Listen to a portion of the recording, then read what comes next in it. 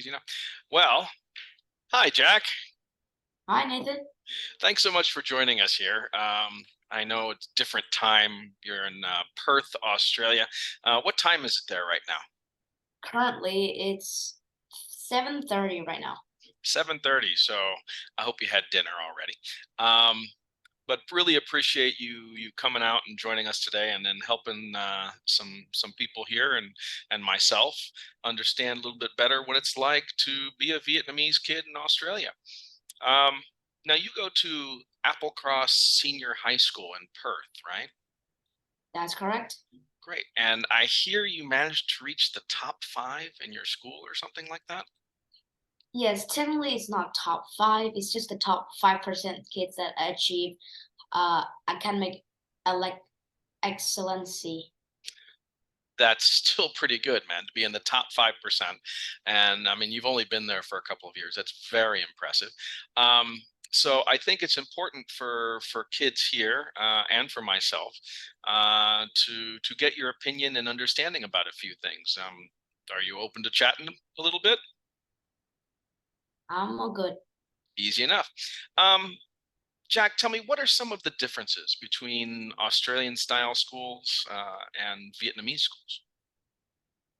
Well, yes, there are a lot of points to talk to about, so I want to start off with one of the most obvious one, which is the education traditions and reputations in each country.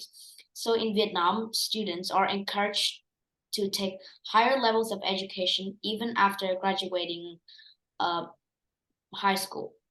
So that will be going to university and then to college and then maybe to professors, doctors, and masters, bachelors, a lot of them. Mhm. And how is that different in Australia? Well, in Australia, students are encouraged to choose their pathways in year 10, which is similar to grade 11 and 10 in Vietnam, where you're allowed to either be a worker and actually do some physical stuff like building, construction, and stuff, or you can go to university to take a higher degree and well do stuff that aren't that physical. Gotcha. So basically, students are given a chance to find something that's more suitable for them, as opposed Yes. to following a certain path that's been dictated.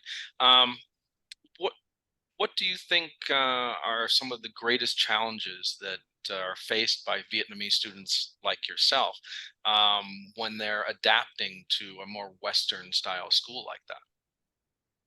Well, yes. The first thing is the language difficulties is an obvious problem in Australia when it comes to Asian students, particularly Vietnamese students.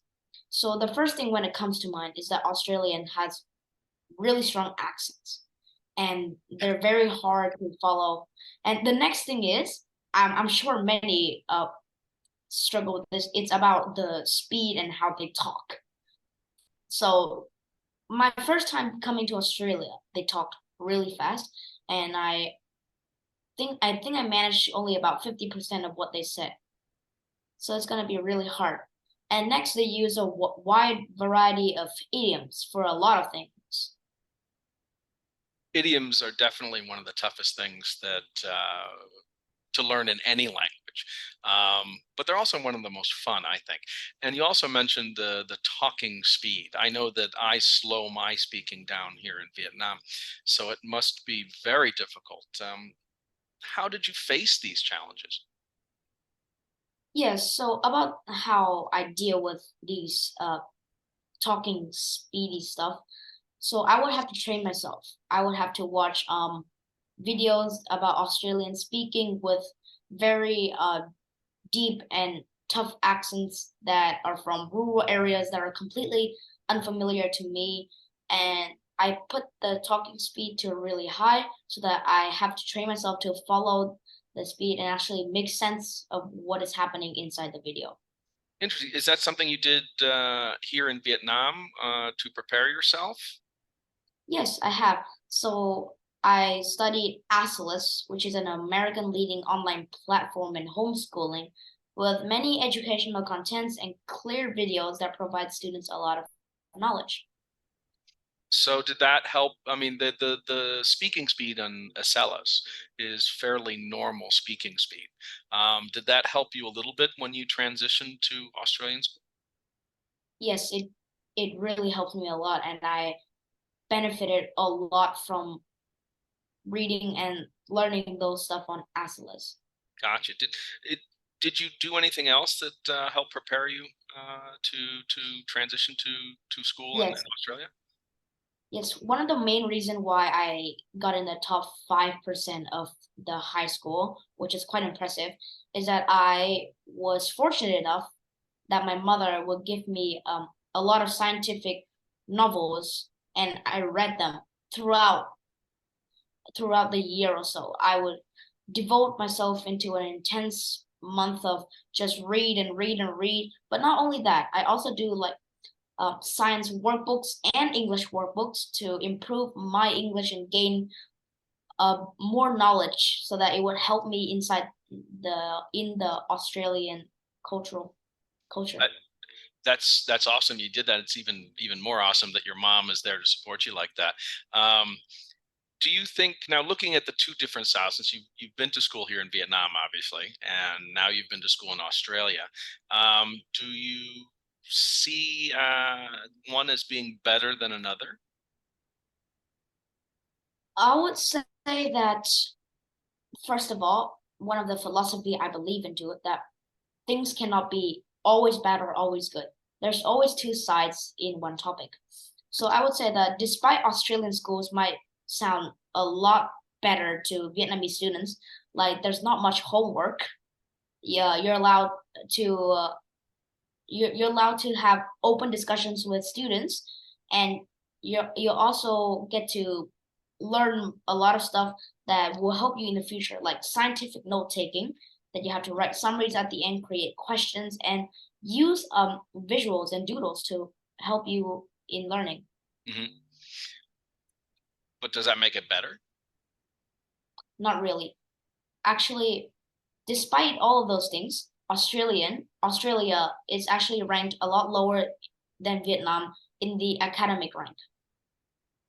Uh, And Vietnam is a lot more academically advanced, and they're also very strict, disciplined, and very competitive compared to Australian students who are generally very outgoing. They don't really have any stresses in life, and they really enjoy life more than Vietnamese kids do. Gotcha. Yeah, I think, parents have asked me this kind of question about American schooling and so on in the past. And my answer has always been namui namui, 50-50. Somewhere in the middle between American style school or Western style school and Vietnamese style schooling. I think there's a really sort of great middle ground. Do you agree?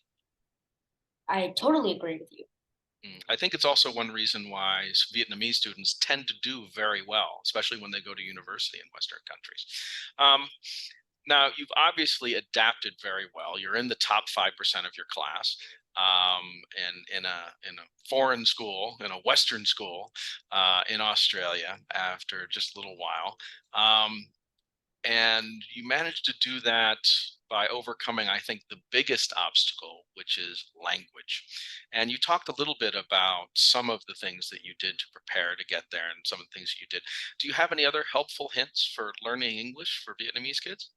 Yes, I want to tell to all of the viewers here that when it comes to learning English, I have two perspectives in mind. The first thing is you have to create an environment so that you will be exposed to as much English as possible in your life. So that means watching cartoons, anything English cartoons, movies, and stuff like that. And this doesn't mean you turn on something, you put it in Vietnamese audio, and you turn on English subtitle. And that's not really how I study. I would usually put English audio and subtitle and try to follow myself. Sometimes I would even turn off the sound and just try to mimic and follow through the whole thing at a rapid speed. Excellent. Yeah, I think the term for that would be sort of conscious watching, Yes.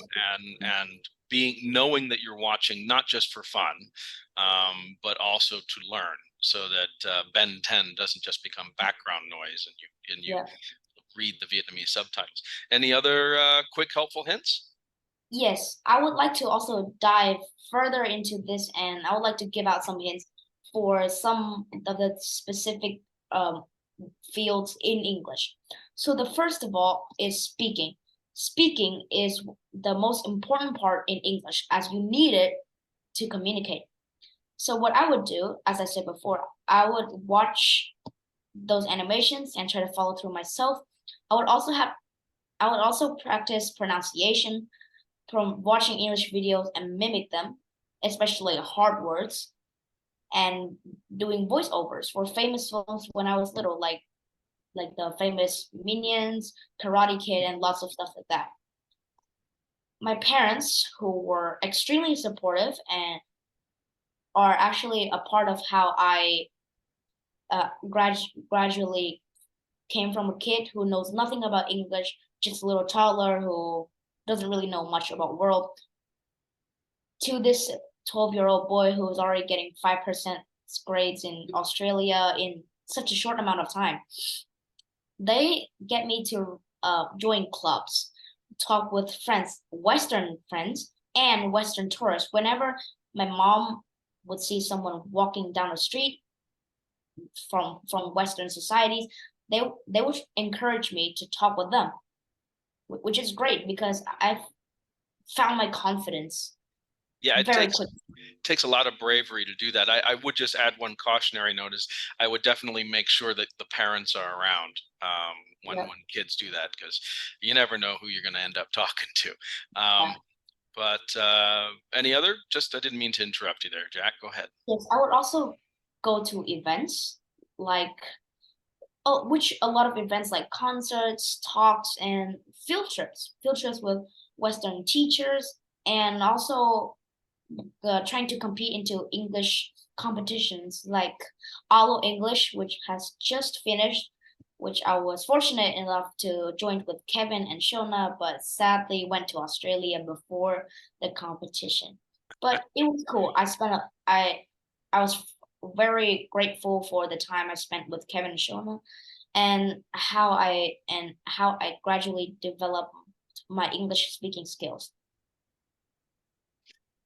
Excellent. I mean, I think if I were going to sum this up, just to put it in short terms, I think learning English is more than just going to a class. It's an experience, and you have to make it part of your life experience to really become truly fluent the way you have and become successful in it. Well, I think our time is kind of coming up here, Jack. I wanted to say thank you again so much for joining us, and appreciate it very much. Give you a chance to get back and get some studying done for school tomorrow. And Got it. hope to see you again soon, Jack. Take care. Take care, Mr. Nathan. Goodbye. Bye, buddy.